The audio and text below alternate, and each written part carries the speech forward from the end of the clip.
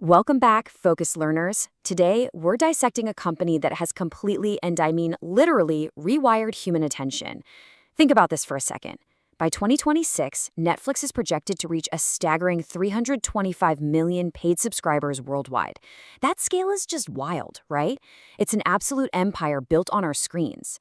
But how exactly did they build this colossal machine? Well, today we are deconstructing the anatomy of their reinvention to uncover exactly how this platform became the undeniable king of streaming. Okay, let's dive into this. Here is our roadmap for today's explainer. First, the evolution of Netflix, followed by their massive pivot to originals. Then, we'll break down the power of personalization, look at their marketing machine, and finally wrap up with the new playbook. Section 1. The evolution of Netflix, from red envelopes to global dominance. To really appreciate where Netflix is today, we kind of have to look back to their humble origins in 1997 in Scotts Valley, California. Launching simply as a DVD by mail service, they built this absolutely relentless culture of reinvention. I mean, look at 2007. In the exact same year they delivered their 1 billionth physical DVD, they essentially cannibalized their own business model to pivot to streaming. That takes serious guts. Fast forward to 2013, the first Netflix original premieres. By 2021, they're expanding into mobile gaming, and heading into 2025, making a massive push into live sports. It's just a non-stop engine of evolution. Section 2. The pivot to originals, becoming the content monster. See, Netflix eventually realized a pretty terrifying truth. Relying on legacy Hollywood studios for licensed content was a massive vulnerability. So they took control. They started spending heavily, eventually hitting $17 billion annually in content budgets to create their own shows and win history-making Emmys.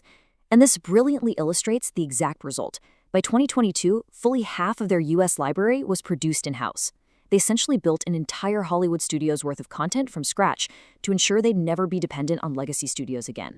This independence gave rise to a whole phenomenon known as the Netflix effect. Remember when Breaking Bad was struggling on standard cable? Well, Netflix acquired the streaming rights, viewers completely binged the previous seasons, and it literally doubled the show's viewership on AMC. They proved they could rescue linear TV. But, they didn't stop there. By investing massively in international storytelling, they turned regional productions like South Korea's Squid Game into unprecedented, massive global hits. Section 3. The power of personalization, the algorithm running your weekend. So, we've talked about the content, but let's shift gears to the technology backing it all up. If you look at your homepage and then go look at your friend's homepage, they look completely different. It's not a static grid, it's a highly customized mirror. Which brings us to a super fascinating question. How does Netflix know exactly what you want to watch? Behind that sleek interface is a massive AI data machinery. Every click, every pause, every abandoned show, it's all collected data monitoring our behavior. And the result is honestly staggering. 80%. A full 80% of the shows watched on the platform are driven directly by Netflix's personal recommendations engine. You aren't just choosing what to watch. Netflix is successfully suggesting what you should watch, and, well, most of the time, you agree. So how do they actually achieve that 80% success rate? It basically happens in 3 mechanics. First, they analyze everything. Your watch time, your search history, literally the exact second you hit pause. Second, they A/B test custom title thumbnails based on your tastes. You might see a romantic scene as the artwork for a movie, while an action fan sees an explosion for that exact same movie. Finally, they group you into highly specific, hyper-targeted microgenres. It is an absolute masterclass in data-driven user experience.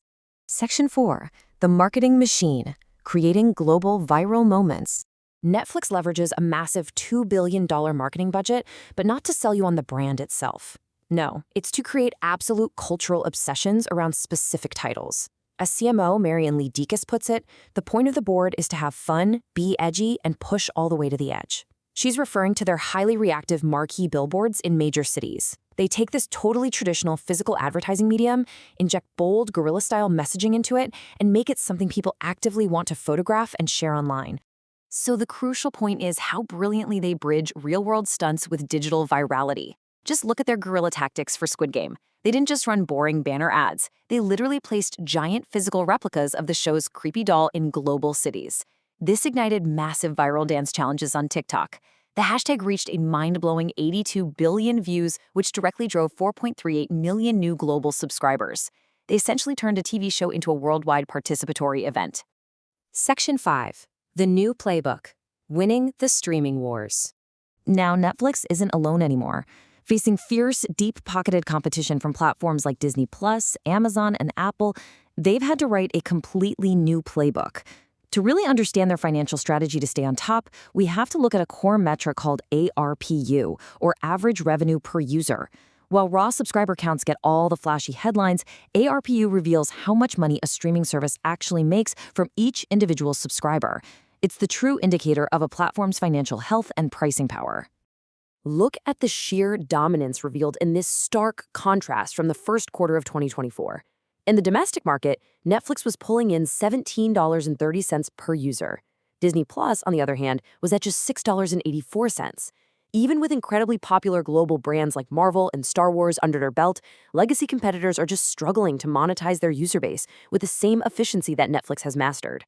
Let's move to and see how this builds into their future strategy. Netflix is aggressively pushing that advantage further by capturing massive new revenue streams.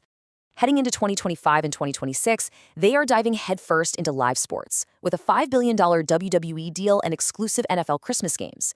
They're expanding into gaming by acquiring AAA studios, they're entering podcasting, and even creating physical retail experiences with Netflix House immersive dining locations. I mean, they are moving far, far beyond just movies and TV.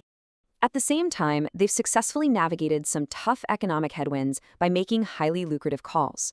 By cracking down on password sharing, effectively forcing free riders to finally pay up, and simultaneously launching a cheaper basic with ads tier, they gave cost-conscious viewers an entry point while giving advertisers exactly what they were clamoring for. And the result? Ad-supported memberships rocketed up 65% in the first quarter of 2024 alone. Which leaves us with this final provocative thought.